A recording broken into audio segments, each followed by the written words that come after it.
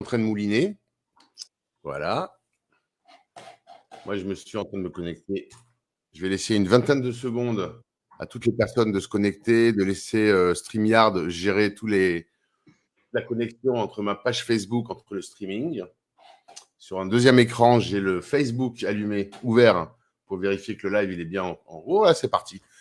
Ok, bienvenue dans 20 minutes, petite émission en live où je reçois aujourd'hui. C'est mon téléphone. Où je reçois aujourd'hui Chaim Bismuth, directeur de l'association Chai Bahem. Salut Chaim. Salut Cyril, tu as failli dire Baba. Oui, Baba sucré, c'est ça? Ouais. Bon, Chaim, donc petit live de 20 minutes. On va essayer de faire un truc, on va dire direct, court, pas trop long. Et on va essentiellement présenter l'association Chai Bahem. Mais avant toute chose, je voudrais que toi, tu te présentes. Toi, Chaim Bismuth, toi, pas l'association, mais la personne. Alors, Chaim Bismuth est en Israël depuis 78 grâce à ses parents qui ont fait l'Alia. Un Oh, petit parcours Jérusalem, Kiryat Arba et aujourd'hui dans le Shomron. Lycée israélien, 3 ans d'armée, la guerre du Liban dans Golani, le 13e bataillon. donc tu parles un petit peu hébreu? Oui, après 42 ans, j'essaye quand même de me débrouiller, de lire un petit peu. 42 ans, je pense que on doit avoir un bon niveau. Voilà, donc c'est D'accord. un peu ça. Et puis me marier avec des enfants, grand-père. Et tu vis dans quel coin d'Israël? Sans être précis spécialement, mais dans quel coin? Je vis dans le sud du Shomron, dans le sud de la Samarie. On est à peu près à 3/4 d'heure de Jérusalem et à 3/4 d'heure de Petah Tikva. Donc on peut dire presque au centre du pays. Ok, ça c'est bien, ça c'est bien. Bon, Chaim, avant de parler de l'association Chai Bahem, on voit derrière toi d'ailleurs un panneau, une affiche et un roll-up.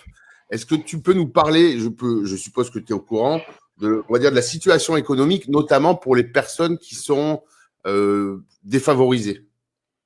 Ok, bon, je ne suis pas un économiste. Je peux juste me prononcer sur l'expérience de Chaim Bismuth ces 20 dernières années face à la situation économique de très nombreuses familles. Et tous les responsables d'associations, je pense, diront la même chose.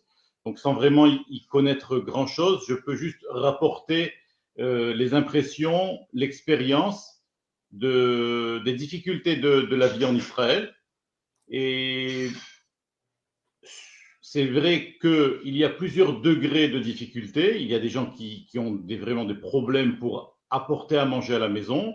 C'est ce que nous rencontrons aussi. Et des personnes qui ont un peu moins de problèmes et qui ont plutôt des retards de loyer, un peu des gros découverts en banque, les huissiers qui tapent à la porte, Ah mais oui. qui quand même vivotent avec leur salaire.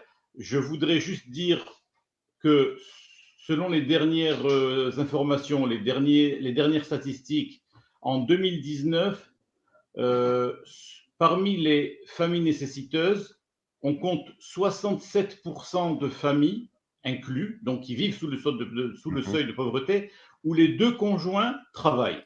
Donc quand on a Ah quelqu'un oui, de quand pauvre en même. face de nous, on ne peut pas lui dire il a qu'à aller travailler. D'accord. 67% 67% alors qu'il y a deux salaires des qui rentrent. cas, dans 67% des cas, il y a deux salaires qui rentrent. Évidemment, on sait qu'en Israël, le salaire minimum n'est pas très haut, il est à 5300 shekels. On sait qu'en général, les mamans qui ne font pas carrière à 100%, donc travaillent à mi-temps ou à Mhm. 3/4 de temps. Donc les deux salaires ne sont pas forcément hauts et ne sont pas forcément complets. J'ai compris. Quand on prend tout ça, et on ramène ça donc à la période du confinement avec ce qu'on appelle les congés sans solde, avec le chômage. Je ne sais pas si vous avez vu les chiffres Ouais, c'est effrayant, c'est effrayant. Donc on est d'accord. vraiment dans une situation très, très, très sensible, mais je pense que je n'apprends rien à personne. Ouais. Et justement, alors, tu m'as parlé tout à l'heure que des retards de paiement, des choses comme ça. Est-ce qu'il y a des aides? Est-ce que l'État aide? Alors, pas, on parle là aujourd'hui, on parle des personnes en difficulté financière, des familles défavorisées. Est-ce qu'il y a des aides? Justement, voilà, je disais, est-ce qu'il y a des pensions plus que d'autres personnes? Est-ce qu'il y a des aides financières, des reports de paiement pour ces familles-là? Alors, il y a pour les familles qui vivent sous le seuil de pauvreté, il y a des avantages, des remises, on va dire, selon leur revenu. Ça, c'est tout au long de l'année. Il y a une Ashlamat Akhnasa ou Aftachat Akhnasa qui vient compléter ce manque de revenus. Ça, c'est tout au long de l'année. Évidemment, il y a aussi certaines réductions. Les familles nombreuses payent moins d'arnona par rapport au mètre carré et la superficie de leur appartement. Ça, on les a toute l'année. Comme tout le monde l'a vu, je crois, aux informations, le gouvernement, ça fait un mois et demi, que le gouvernement a mis en place une aide Oui, aux indépendants, aux artisans. exactement. Il a facilité le chômage et donc les pensions, les allocations chômage à certaines personnes qui ont été obligées d'être licenciées, même provisoirement, ou ceux qui Mm. sont en congé sans solde. Donc, on a vu que le gouvernement a fait quand même un effort. Et là, je me permets une parenthèse.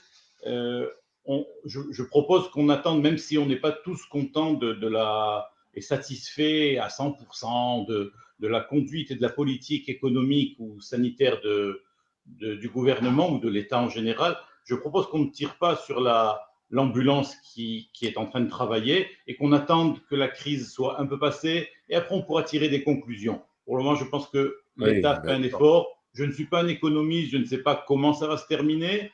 Je sais que l'État a préféré sauver des vies plutôt que de garder l'économie dans sa belle situation qu'on avait jusqu'à maintenant en tant qu'État. Je le répète, oui, en oui, tant oui, qu'État. Après, de côté population, c'était pas très brillant non plus. d'accord. Bon, merci en tout cas pour cette analyse personnelle, mais on est enfin, tu es sur le terrain, tu es Très sur le humble. terrain, donc voilà. Alors maintenant, il n'y a pas de transition, mais je voudrais que maintenant, puisque c'est un petit peu le sujet de cette interview, que tu nous présentes l'association Chaibaem. Donc, vas-y. Alors, on va faire ça rapidement. Chaibaem, c'est au début un élan, on va dire, génétique, puisqu'on descend tous d'Avram Avinu et on sait qu'Avram Avinu faisait beaucoup de Gimil Hasadim, Achnasat Orchim, il aidait les gens, il priait pour les gens, il enseignait aux gens la présence divine et la manière de prier. Donc on voit que chez nous, il y a quand même quelque chose de en plus. On ne va pas enlever ça complètement parce que le reste de l'humanité aussi, dans toutes les autres 70 nations, il y a des gens fantastiques. C'est une culture aussi, chacun sa culture qui est là avec ce chesed. Chaibaem, ça a commencé, on va dire, avec un petit groupe d'amis et ça a très vite fait boule de neige, je dirais même avalanche, puisque les demandes sur le terrain sont allées en augmentant. Et on a été obligé donc de relever le défi, de relever le challenge et d'essayer de répondre aux demandes. Et c'est comme ça que, si tu fais attention, voilà, tu es en train de défiler là, Cyril, Oui, oui. les activités de TribeM. Si tu fais attention, tu vois qu'on touche un peu presque tous les domaines du quotidien. Et on va dire que c'est grâce aux familles démunies qu'aujourd'hui, TribeM arrive à toucher justement tous ces sujets-là. D'accord. Mais alors, Chaibaem existe depuis combien d'années exactement? Plus ou moins ou Chaibaem, exactement? officiellement en tant qu'association Orachama Moutot, reconnue par Oui, les voilà. impôts et le Massar Nassa, depuis 2003. Mais D'accord. ça fait il y a quelques années avant l'inscription de Avant, sur le l'association, terrain. on était déjà actifs sur le terrain. D'accord. Alors, justement, tu me parlais on voit défiler là sur le site internet. D'ailleurs, je vous ai mis en bas le lien du site internet, donc raibaem.org.org. Là, on voit le slider avec on a l'impression que c'est les opérations qui sont un peu les opérations phares de Raibaem. Est-ce que tu peux nous en parler? Là, on les voit défiler, Oui, lunettes, c'est des cartables. opérations ponctuelles le calendrier. Selon le Mhm. calendrier, on va dire que tout au long de l'année, on distribue des goûters aux écoliers dans 17 écoles, de Afula jusqu'à Yoruham. À la rentrée, au mois de mi-août, on distribue des cartables remplis, pleins d'affaires scolaires. Distribution de vêtements, d'anoraks, de chaussures en hiver et au printemps. Panier alimentaire, bon d'achat la veille de fête aussi. Voilà, donc on essaye d'être là au grand moment de l'année, pendant les fêtes, aux grands événements, et puis aussi au jour le jour. D'accord. Là, on parle d'actions, d'opérations phares. Est-ce qu'il y a des opérations qui sont pas phares, donc qu'on voit pas trop, qui sont pas trop médiatisées, mais que Raibaem prend quand même en main? Oui, alors là, on va dire que l'information va être un couteau à double tranchant. Il y a pas mal d'activités sous-jacentes, c'est-à-dire que nous ne sommes pas intéressés à les publier pour essayer de préserver l'existence de l'association et ne pas être submergé de demandes. Il est évident que, mis à part ces opérations phares, comme tu le dis, il y a d'autres petites opérations personnelles, individuelles, familiales, où on touche vraiment là où ça fait mal, là on touche vraiment la famille, on palpe la situation et on est impliqué dans une aide personnalisée. D'accord. Alors, donc, tu me fais une bonne transition. C'est une opération qui est ponctuelle, que je viens de voir passer, qui a quelques jours. Je voudrais que tu nous parles de Doron. C'est une opération qui est vraiment actuelle. On en reparlera aussi à la fin de l'interview. Oui, c'est vrai que ça fait quelques jours qu'on a essayé pour la deuxième fois d'aider la famille de Doron. Il faut savoir que Doron est un olé francophone. Voilà, vous avez donc ici la page de Allodon.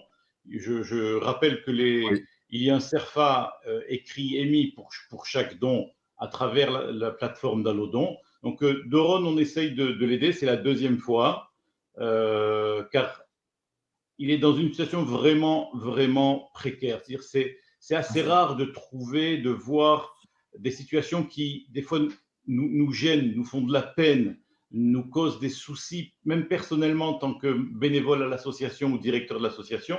Donc, la situation d'Oron est vraiment, vraiment très spéciale. C'est pour ça qu'on a décidé de renouveler une aide à Doron. Dans 2 mois, Doron sera à la rue. Un papa divorcé d'origine francophone, 6 enfants, 4 à la maison. Wow. Je crois que d'ailleurs, un des 2 enfants qui sont restés avec la maman est retourné chez le papa. C'est très, très, très spécial, une situation vraiment, vraiment grave et sensible. Donc, j'invite les personnes, ceux qui aiment plutôt les opérations phares, d'aller sur le site et de se renseigner. Et ceux qui veulent vraiment ponctuellement donner un coup de main à Doron, il en a vraiment besoin. Je les invite à aller sur Allodon, sur la plateforme D'accord. d'Allodon. Donc, sur allodon.fr/sauvons-doron. Donc là, le lien qui défile juste en dessous. Une fois que l'interview sera rediffusable en replay sur Facebook, je remettrai les liens. Ok, revenons. Alors, je voudrais que tu nous expliques concrètement sur une opération, on va dire, voilà, je me remets sur le site de Chaibaem, une opération, on va dire, choisie cartable ou lunettes. Lunettes, je trouve ça intéressant. Concrètement, voilà, opération lunettes, quand je vais sur le site, on en parle clairement. Est-ce que tu peux nous expliquer comment ça se passe, les lunettes? Parce que, ok, j'envoie des sous à Chaibaem achète des lunettes. Comment ça se passe concrètement? On essaye de faciliter, dans toutes les opérations, dans toutes les activités de Chaibaem, on essaye de faciliter l'accès à l'aide. C'est-à-dire qu'une famille nous contacte, on est assez souple, on va dire, on ne va pas, je sais que dans d'autres endroits, ils le font, mais chez nous, on ne le fait pas. Encore une fois, c'est juste une comparaison. Chacun travaille comme il l'entend, chacun avec ses principes. On ne va pas faire une enquête, on ne va pas vérifier le compte en banque de la personne, on ne va pas lui demander ses fiches de paye, on va tout simplement lui demander de remplir une demande d'aide où il va détailler et signer en bas de la feuille, déclarant que tout ce qu'il a dit est vrai. Donc c'est assez facile. Évidemment, nos bénévoles sur place et les services sociaux dans les mairies, en général, nous adressent ce genre de famille. Nous sommes en contact avec le vice-maire d'Afula, nous sommes en contact avec la maire de Yerouham, avec le directeur de service des affaires sociales de la mairie de Ofakim, avec Dimona aussi. Donc, ces familles nous sont adressées, on leur fait remplir un papier. Donc, nous sommes assez souples, mais nous sommes quand même sérieux et nous n'avons pas dépensé notre argent et l'argent de l'association et l'argent des donateurs sans vraiment avoir vérifié si l'aide était vraiment nécessaire. Donc, ça, c'est la partie, ça, c'est la partie ça, c'est le côté administratif. Okay. Voilà. Après, le côté concret. Alors, concret, on va dire, j'ai pris l'exemple des lunettes. On a commencé ça il y a très, très, très, très longtemps. Et comme toute chose, selon une demande d'une famille, il y avait un problème, un gosse qui cassait ses lunettes tous les 3 mois, tous les 6 mois, une famille de Netivot. Et on a dit, bon, une première fois, on les a aidés, une deuxième fois, on les a aidés. Et comme c'est une famille nombreuse avec, je crois, 2 fois 2 jumeaux, on a dit, on va trouver une solution une solution récurrente pour d'autres familles aussi. Donc, ce qu'on fait, c'est qu'on demande aux gens Je rappelle que l'opération lunette a existé bien avant la décision du ministère de la Santé, il y a quelques années, de passer par les coupotrolim moyennant une subvention et de recevoir des paires de lunettes de 6 ans à 18 ans, je crois, et bien avant aussi l'opération d'un grand sadique qui œuvre à Jérusalem et dans d'autres villes, qui aussi fait des lunettes tout au long de l'année.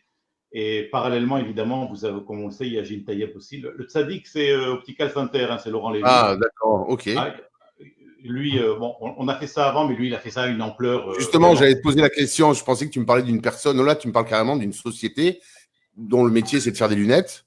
Oui, et, Et qui... et il fait son recède de cette Oui, manière-là, c'est-à-dire qu'il va aider des gens à avoir accès à des paires de lunettes fantastiques pour rien ou pour presque rien.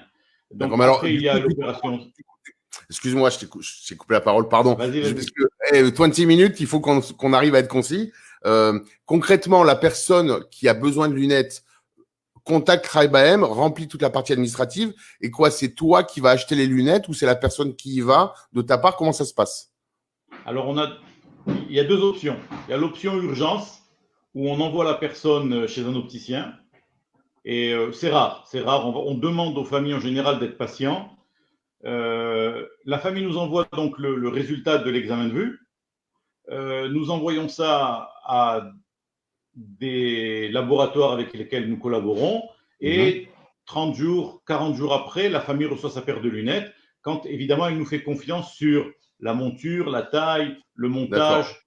On fait vraiment des beaux verres assez fins avec ce qu'on appelle les l'anti-reflet, l'anti-rayure. Donc ça Quand se tu passe parles comme d'urgence, ça. ça peut être par exemple un enfant qui casse ses lunettes et qui en a besoin pour étudier ou quelqu'un qui travaille, des choses comme ça. Oui, alors quand c'est vraiment dans l'urgence, c'est-à-dire qu'il n'y a pas d'autres lunettes, une personne âgée ou c'est un enfant qui est à l'école, il n'y a pas de paire de réserve, alors là, on essaye de trouver une solution face à des optométristes, des opticiens avec Mm. lesquels nous sommes en contact. C'est plus rare, mais on le fait aussi. D'accord. Ok. Très bien. Au niveau des donations, là, on va parler concrètement, on va parler concret, argent, tarlès. Les gens, toutes les personnes qui veulent faire des dons à l'association, qui seront après pour aider les personnes démunies dont tu t'occupes, c'est quoi toutes les manières de faire des dons pour Raibaem, enfin, pour les personnes démunies? Bon, c'est un peu comme partout, hein. Vous avez, il y a PayPal, il y a Lodon, il y a le site internet, il y a par carte de crédit, il y a en France, il y a au Canada, il y a en Israël, Ah, à travers oh, le site, à travers par un courrier, par toutes les possibilités possibles. Mais si tu me permets, Cyril, pour finir quand même, enfin, puisqu'on est vers la fin, quand on parle d'argent, des fois le sujet est tellement sensible que les gens se crispent un petit peu. Donc je voudrais ouais, raconter une petite blague que tu connais, je pense que je t'avais raconté une fois. dis-moi, C'est dis-moi. Kawito, c'est Alger. Alger, la capitale de l'Algérie. Il y a Kawito. Kawito, c'est un peu comme c'est l'Ashkenaz de Herschele. C'est celui qui réussit pas dans sa vie, qui a des enfants, qui n'arrive pas à gagner sa vie. Et puis il rencontre à Alger le fils de Monsieur Limignana. Pour ceux qui ne le savent pas, Limignana, c'est une grande entreprise à Alger, une grande entreprise d'alcool et de spiritueux. La fameuse Anisette Cristal, par exemple. Tout le monde connaît la Ah Canis, oui, mais ah on oui, oui, connaît oui. aussi les Algérois, les Algériens connaissent aussi la cristal de chez Limignana. Il rencontre donc Kawito rencontre Limignana 15 jours avant Pessah dans la rue. Il lui dit Limignana, s'il te plaît, viens, regarde, 15 jours avant Pessah, fais-moi la tzedaka, je t'en prie, fais-moi la tzedaka, j'ai rien à la maison. Le fils de Limignana lui donne 1000 francs. C'est dans les années 50, on était encore en francs, Ouh, je pense que c'était même les anciens francs. Il donne 1000 francs. L'année d'après, un an passe, Kawito dans la rue revoit le fils de Limignana. Il lui dit Limignana, je t'en supplie, j'ai même pas acheté les matzot pour Pessah, aide-moi. Et là, Limignana lui dit Bevadaï, tzedaka, mitzvah gdola, c'est une grande mitzvah, tzedaka. En plus, le Rambam, Maïmonide, il dit que oui, c'est ah une oui, grande mitzvah de donner la tzedaka les veilles de fête, parce que celui qui va exactement. faire la fête, qui va manger, et que le pauvre à côté, il n'en aura pas, c'est pas vraiment une fête. Donc, il lui donne 500 francs cette fois-ci. L'année d'après, je te fais ça rapide, Kawito, encore une fois, traîne comme ça, mal habillé, il traîne les pieds, il voit les Mignana dans la rue, il lui court après, il lui dit attends, les Mignana, attends, viens, je t'en prie, quoi. Regarde, dans 10 jours, c'est Pessard, j'ai pas acheté un vêtement à ma femme, mes enfants n'ont pas de chaussures, j'ai pas acheté le poulet pour le truc, j'ai rien. Je t'en supplie, fais-moi tzedaka. Et le fils Limignana lui donne 250 francs. Et alors là, Kawito dit attends, Limignana, loin de moi le désir de te manquer de respect. Loin de moi. Mais je veux que tu m'expliques. Il y a 2 ans, tu m'as donné 1000 francs. L'année dernière, 500. et aujourd'hui 250, explique-moi. Et alors là, le fils Limina, il dit, c'est très simple, Kawito. Il y a 2 ans, j'étais célibataire, pas de soucis, pas de responsabilité, pas d'obligation, je donne 1000 francs. L'année dernière, je suis marié. Marié, il faut acheter des bijoux à ma femme, des vêtements, il faut payer le loyer, tu comprends, je suis plus chez mon père. Je t'ai donné que 500 francs. Et cette année, je t'ai donné 250 parce que le mois dernier, on a eu un petit garçon, grâce à Dieu, Mazel Tov, et il fallait faire la bride, il fallait acheter la layette, il fallait acheter le landau, la poussette. Donc, je t'ai donné que 250. Et alors là, Kawito, et là, Cyril, je voudrais que tu l'entendes bien, et je voudrais aussi que ceux qui nous écoutent comprennent que dans la chute, il y a quelque chose de plus. Et alors là, Kawito s'adresse au fils Limiana et lui dit, dis-moi Limiana, c'est avec mon argent que tu fais vivre ta famille? Voilà, c'est une très belle blague, mais je pense que la chute nous fait comprendre que si le grand patron nous a donné ce qu'il nous a donné, c'est aussi pour partager, c'est aussi pour le faire passer. Et c'est d'ailleurs l'éducation que j'ai reçue de mon père. Quand ça rentre, il faut que ça sorte. Amen, amen. Bah, génial. Ok, bah écoute, on est arrivé au terme de ces 20 minutes. On a un peu dépassé, mais à peine de 2 minutes. Juste une représentation rapide de Chai Bahem, l'association. Tu peux nous... On l'a fait en intro, mais je voudrais aussi la faire en outro. Écoute, on va faire ça. On va choisir 5 qualificatifs des bénévoles de l'association. Je pense que ça va tout résumer. Je pense qu'il y a fraternité, générosité, civisme, don de soi et Gmilut Rasadim. Ah, je connais ça. J'ai vu passer une petite interview qui s'appelle 7 questions pour une association où tu en parles, réalisée par All Is Possible Agency. Le mec qui se place. Grâce à toi, on a pu résumer l'équipe de Chai Bahem et le travail de l'équipe de Chai Bahem en 5 mots. J'ai apprécié vraiment, c'est bien, c'est super. Puis, bah, voilà, écoute, merci. En tout cas, alors, donc, on a dit. Merci à toi, Cyril. Alors, attends, je vais repartager juste pour la fin. Donc, on a le site internet chaibahem.org.org. Vous retrouvez évidemment Chai Bahem, l'association, sur Facebook. Voilà, en fait, vous tapez Chai Bahem, vous tombez dessus. Vous avez aussi Chai Bahem sur Instagram. Alors, Instagram qui se rafraîchit, qui s'affiche tout de suite. Pareil, Chai Bahem. Vous avez aussi une chaîne YouTube avec quelques vidéos, des interviews, des vidéos que vous pouvez retrouver. Je remets encore une fois le site de Halodon pour aider Doron et soutenir la famille de Doron. Oui. Le lien sera actif encore pendant 3-4 jours et puis après la campagne se terminera. Alors super. Chaim, je te laisse dire le mot de la fin.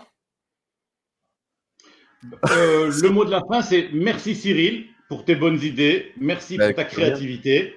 Et puis, je pense que tu es partie prenante des mitzvot et des bonnes actions que l'on fait à Chai Bahem parce que tu essayes à chaque fois de les mettre en avant. Et c'est très important ce que tu fais aujourd'hui avec cette interview. Je t'ai vu sur le terrain, j'ai vu ce que tu fais, j'ai vu vraiment puis j'ai vu les feedbacks des gens. D'ailleurs, justement, je t'avais une question qui n'est pas une question piège, mais c'est une question qu'on pose toujours quand il y a beaucoup d'associations qui se présentent à nous, de se dire quelle est l'association que je vais choisir. Je t'en ai parlé hier pour te préparer un peu, mais pourquoi choisir Chai Bahem? Pourquoi donner à Chai Bahem plutôt qu'une autre association? Là, je parle d'associations qui aident des familles en Israël. Pourquoi Chai Bahem? Alors, je vais t'avouer que même si tu ne m'avais pas proposé cette question hier, et je n'aurais pas pu m'y préparer, mais je n'ai pas besoin de m'y préparer. Donner à Chai Bahem, au cœur des mamans, à Shulchan Lev, à Meir Panim, donner. On est là pour ça. On a besoin que l'on ait besoin de nous. On existe. L'autre, je sais pas, je crois que c'est quelqu'un, un philosophe qui a dit je pense donc je suis. Bah, je pense que moi, à mon niveau, je crois que c'était Descartes, c'est ça? Descartes. Je pense non plus, c'était Pascal ou Descartes? Descartes. Descartes. Tu vois, je suis pas très. Je donne, donc j'aime, donc je suis. Bravo. Merci Chaim. Je te fais un gros kiff. Bientôt Cyril, merci à tout le monde. Salut, merci de nous avoir suivis pendant ces 27 minutes sur Facebook. À très bientôt.